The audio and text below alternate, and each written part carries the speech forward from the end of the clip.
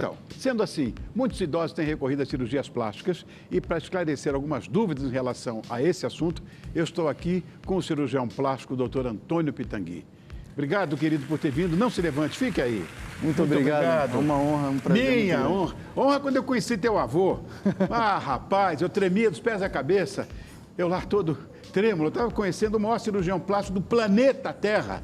Tão gentil, tão humilde, que coisa impressionante. Você deve ter muito orgulho do teu avô, viu, Antônio? É verdade. Bom, vamos começar. Bom, já falei, né, que o doutor Antônio Pitangui é neto do cirurgião Pitangui, o maior cirurgião plástico da história da humanidade. E eu não sei como é carregar essa responsabilidade de ter o sobrenome do seu avô. Olha, é uma responsabilidade muito grande, porque realmente ele deixou uma marca muito forte na medicina. E para mim é uma inspiração, também é um desafio. E é um privilégio de ter convivido com ele, de ter aprendido na fonte, de ter aprendido valores, princípios que me norteiam na minha prática clínica, na minha vida de uma maneira geral. Então é uma coisa que eu tento levar da melhor maneira possível, mas é claro que também não deixa de ser um desafio. Sem dúvida nenhuma. Bom, é claro que o legado que o professor Pitangui deixou é monumental, não só para você, mas para a medicina de uma forma muito mais holística, muito mais ampla, né? Sim. Muito bem, Antônio, o que tem que levar em consideração, agora voltar para a nossa pauta, levar em consideração a cirurgia plástica na terceira idade? Muito bem, a cirurgia plástica na terceira idade, o paciente da terceira idade é um paciente como qualquer outro, então a gente deve atentar para os detalhes todos de pré-operatório, do risco cirúrgico de uma maneira geral, porque a idade por si só não é um fator de risco. A gente vê cada vez mais hoje pessoas chegando aos 80 anos muito bem, sem tomar remédios, fazendo atividades físicas, mas assim, de uma maneira geral, a gente deve atentar também para as comorbidades, que são as doenças de base que podem existir nessa população. É muito importante também a gente atentar aos remédios que as pessoas tomam, porque alguns remédios precisam ser interrompidos, outros não.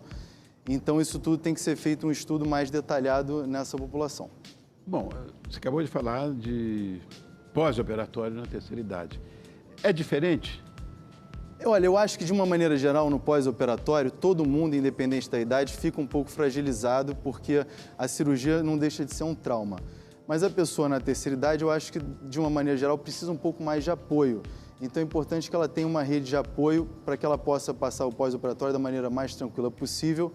Mas eu, por exemplo, recebo muitas pessoas que vêm operar de outras cidades, de outros lugares, que vêm sozinhas, então a gente consegue oferecer uma estrutura de apoio que vai dar mais conforto e segurança para essas pessoas no pós-operatório. Uma coisa que eu tenho observado é o seguinte, cada um normalmente reclama de alguma coisa, ou seja, o que é que mais incomoda um idoso para poder procurar uma cirurgia dessa magnitude, porque é importantíssima a cirurgia plástica, mas o que mais incomoda um sênior para poder fazer uma cirurgia plástica? Olha, eu acho que as pessoas hoje em dia estão vivendo cada vez mais, cada vez melhor. Então, eu acho que há, em alguns casos, um descompasso entre como a pessoa se vê e como ela se sente. Muitas vezes ela se sente muito bem, cheia de energia, ainda muito ativa. E a própria imagem, há um descompasso nesse sentido. Então, a pessoa se sente incomodada, porque eu acho que a juventude é muito um estado de espírito também. Sem dúvida. Então, a gente não precisa se limitar. Se a pessoa se sente incomodada com a sua imagem, eu acho que esse é o principal motivo. É um descompasso entre como ela se sente e como ela se vê. Um amigo do seu avô, um cara que me gerou com uma pequena ajuda, costumava dizer o seguinte, mentalmente nós não passamos os 25 anos. O corpo é que não quer entender. Exatamente, não é? Exatamente.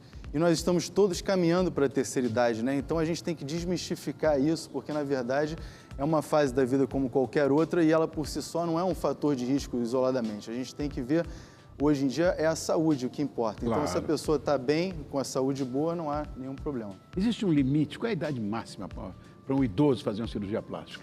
Olha, não tem exatamente uma idade máxima. Eu, por exemplo, operei esse ano uma senhora de 93 anos, mas foi uma cirurgia reparadora, que Sim. ela foi retirar um câncer. Mas eu operei também uma senhora de 83, que tinha comorbidades, mas que estava incomodada com a sua imagem. Então, a gente fez uma análise, fizemos o risco cirúrgico e vimos que ela poderia submeter a essa cirurgia. Então, hoje eu acho que isso está chegando... não é incomum a gente ver pessoas mais velhas procurando E eu me lembro um caso que meu avô me contou lá na clínica, uma senhora de 84 anos que veio da Alemanha querendo operar o nariz. E aí ele fez uma investigação um pouco maior para entender melhor a motivação dela. E ela falou o seguinte: doutor, o meu caso é muito simples. Eu enterrei a minha família inteira com esse nariz, eu não quero ser enterrada com ele também. Ai, que maravilha. Paola, já chegaram perguntas, doutor Antônio? Perguntas. Olha, a Lúcia de São Paulo pergunta o seguinte: doutor, as pálpebras em si não me incomodam, mas tenho os olhos bem caídos. Já me falaram sobre botox e outras possibilidades, mas eu gostaria de algo mais definitivo. Existe alguma cirurgia que faça isso, apenas levantar os olhos de uma maneira, um efeito mais natural? Olha, a cirurgia dos olhos, a gente tem o excesso de pele e muitas vezes também algo que se chama de pitose de sobrancelha, do supercílio, em que realmente essa região fica um pouco mais caída do terço superior. Então o botox funciona muito bem. Em alguns casos pode ser feita também a videocirurgia frontal, endoscópica, e o lifting coronal, que é uma cirurgia que está caindo um pouco em desuso, que é aquela cirurgia que se fazia antigamente para levantar todo o terço superior. E isso é uma coisa que a gente tem deixado de fazer porque há opções menos invasivas e melhores. Uma coisa também que eu queria saber é o seguinte, que eu já perguntei o que mais incomoda o idoso para ele procurar uma cirurgia plástica, mas quais são as cirurgias plásticas mais procuradas na terceira idade? Então, as cirurgias de rosto, de uma maneira geral, são as mais procuradas, né? A cirurgia do rejuvenescimento facial, a cirurgia dos olhos, eu acho que seriam, assim, as cirurgias mais procuradas nessa população, em homens e mulheres também, muitas vezes, às vezes, a cirurgia das mamas, as pessoas se sentem com a mama, às vezes, um pouco mais pesada, mais velhas, e aí elas têm um ganho estético e, às vezes, até funcional de postura, Sim. porque a mama pesada... Pesa menos, lógico. Pesa e fica mais atlético também, mais fácil se exercitar. Olha, meu avô, pai do meu pai, era cirurgião, era médico também. Ele costumava dizer que qualquer cirurgia, qualquer uma, tem um fator de risco incluso. Mas quais são, de fato, os fatores de risco mais importantes na terceira idade, se é que existem? Sim. Olha, é o seguinte, as comorbidades, né, uma paciente, por exemplo, um paciente diabético de 20 anos é diferente de um paciente diabético de 80 anos. Sem dúvida. Então, a gente tem que ver essas doenças, quando elas estão... elas podem ser impeditivas, inclusive, né? A gente pode ter, na verdade, uma contraindicação para a cirurgia. Mas isso, o cirurgião nunca está sozinho. A gente sempre trabalha e tem uma interdependência na medicina, porque a gente precisa de outras áreas. Muitas vezes a gente precisa da avaliação do cardiologista, da anestesista e, às vezes, de outras especialidades, reumatologista, pneumologista. Então, a gente precisa fazer um estudo bem detalhado. Paola, você tem mais perguntas que eu estou vendo. Está aí nervosa? Mais pergunta? Não, eu não estou nervosa, não. Eu estou apenas selecionando aqui. A Ana Maria, ela disse: doutor, se eu fizer o lifting facial, famoso lifting facial, quanto tempo vou precisar de repouso até poder voltar às minhas atividades rotineiras, como o trabalho, por exemplo? E ela quer saber também se fica muito roxo nesse pós-operatório. Ótima pergunta. Então, normalmente, após 2 semanas, a pessoa já pode voltar às suas atividades com algumas restrições. A pessoa não deve tomar sol, não deve fazer muita atividade física, mas, sim, fica roxo no início. É importante que a pessoa se prepare para esse pós-operatório, porque nos primeiros dias pode ser um pouco assustador, mas isso passa.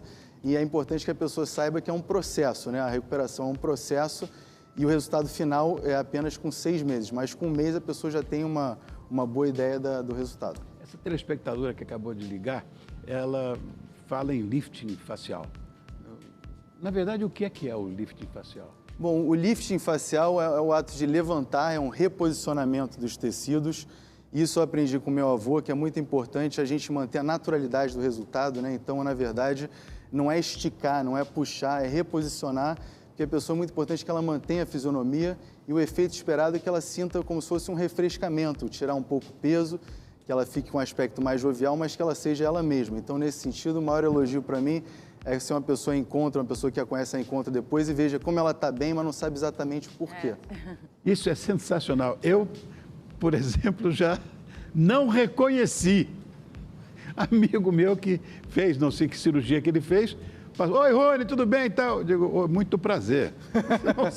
Não conhecia, que mudou completamente, né? Mudou. Não, isso deve ser evitado, na minha opinião. A gente deve sempre guardar a naturalidade do resultado, sobretudo em homens. Bom, onde é que eu te encontro? Então, né, nas minhas redes, o mais fácil é o Instagram, @pitangui.antônio. E lá eu tenho conteúdos e eu também tiro dúvidas, então fiquem à vontade, por favor, para me adicionar e me perguntar lá. Muito obrigado, querido, Obrigado por a ter você. vindo, viu? Eu achei ótimo esse nosso papo. E olha, agora está na hora, né? Eu quero convidar você para